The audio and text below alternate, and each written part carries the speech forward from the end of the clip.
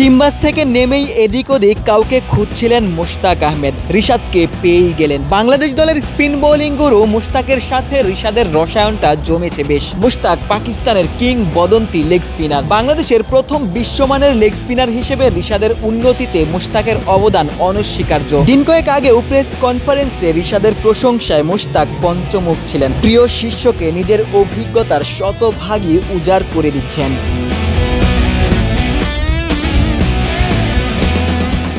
টি-20 সিরিজের প্রথম ম্যাচে হেরে বাংলাদেশ ইতিমধ্যেই সিরিজে পিছিয়ে গিয়েছে। জাকের আলী অনেক প্রথম ম্যাচে খেলতে পারেননি। ইনজুরির কারণেই নাকি তিনি বাদ পড়েছিলেন। তবে আজকের ম্যাচে খেলতে চাইবেন, বাংলাদেশ দলের জয়ে অবদান রাখতে চাইবেন।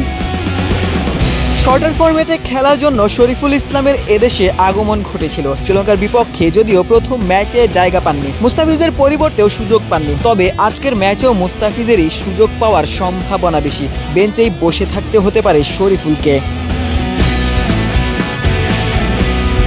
সিরিজের প্রথম টি-20 ম্যাচ হেরে মুশতাক বলেছিলেন দলের উপর বিশ্বাস রাখতে। গতকাল ফিল সিমন্সও একই কথাই বলেছেন। সামর্থ্যে বিশ্বাস রেখে ক্রিকেটাররা নিজেদের শতভাগ উজাড় করে খেললে দ্বিতীয় ম্যাচে জয় পাওয়া সম্ভব। এই ম্যাচে বাংলাদেশ দলের জয়ের যে বিকল্পই নেই, কারণ কলম্বোতে তৃতীয় ম্যাচের আগে আজকের ম্যাচেই যদি পরাজিত হয় টিম বাংলাদেশ, সেক্ষেত্রে লঙ্কানরা সিরিজটাই জিতে নেবে। শেষ ম্যাচ নিয়ম রক্ষার ম্যাচে পরিণত হবে। তবে ডাম্বুলায় আজকের ম্যাচে জিততে পারলে বাংলাদেশ সিরিজে সমতা ফেরাবে। সেক্ষেত্রে তৃতীয় ম্যাচটা আলটিমেট ফাইনালে পরিণত হবে। বাংলাদেশ সেটাই কামনা করবে।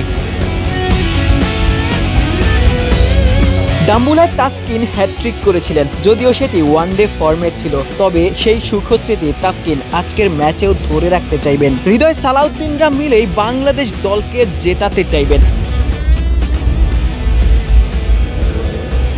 অন্যদিকে লঙ্কান দলও ছেড়ে কথা বলবে না। ডাম্বুলায় বাংলাদেশের কখনোই টি-20তে ম্যাচ খেলার অভিজ্ঞতা নেই, সেটি লঙ্কানরা কাজে লাগাতে চাইবে। এক ম্যাচ আগেই ডাম্বুলাতে সিরিজ জয় নিশ্চিত করতে চাইবে।